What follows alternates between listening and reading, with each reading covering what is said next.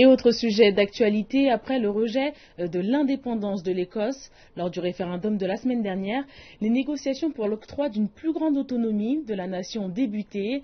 Si le résultat du référendum a laissé un goût amer dans la bouche de nombreux Écossais, d'autres regagnent la fierté via Internet.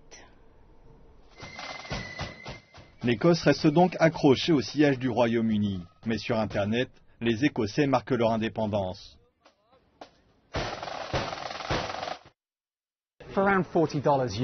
Pour environ $40, vous pouvez désormais enregistrer un domaine se terminant par .scot, au lieu du .co.uk, généralement réservé aux sites commerciaux de tout le Royaume-Uni sans distinction.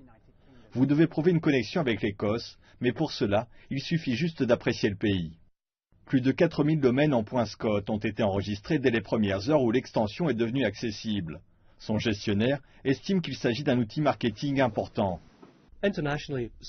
L'Écosse a une réputation de qualité, d'intégrité et de tout un tas d'autres choses positives.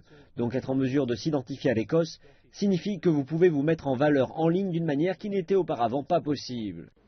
Mais une indépendance virtuelle n'est pas suffisante pour ceux qui avaient placé leurs espoirs dans le vote de la semaine dernière. Le Premier ministre britannique David Cameron a promis aux Écossais plus de pouvoir, dont celui de décider de leurs propres impôts et de leurs dépenses publiques.